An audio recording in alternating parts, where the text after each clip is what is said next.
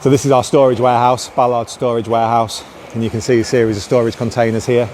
1,500 of these in the warehouse in rows of 44, so they go back into rows of 44, 4 high as you can see.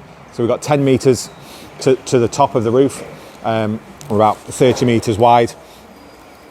Containers are 7 cubic metres each, and we can fit five containers on a truck. There's a variety of reasons why people would use the storage facility. Typically, it's for people between houses. So if they've sold the house and they want to maintain the sale of the house and the purchase of the house hasn't quite caught up.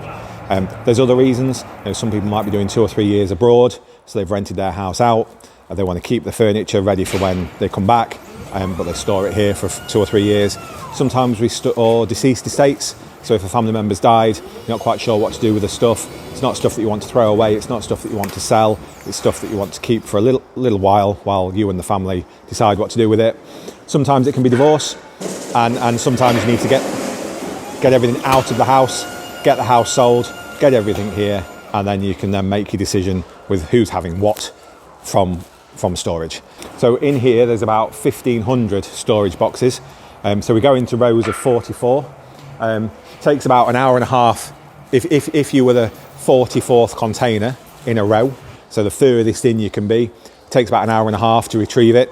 It's entirely possible to have access to your consignment whilst it's in store, but you can see it's quite a job if you are at the back of a row to get the containers out. So we do ask for a couple of days notice just so we can plan it in. And the containers are constantly moving, so it is a churn.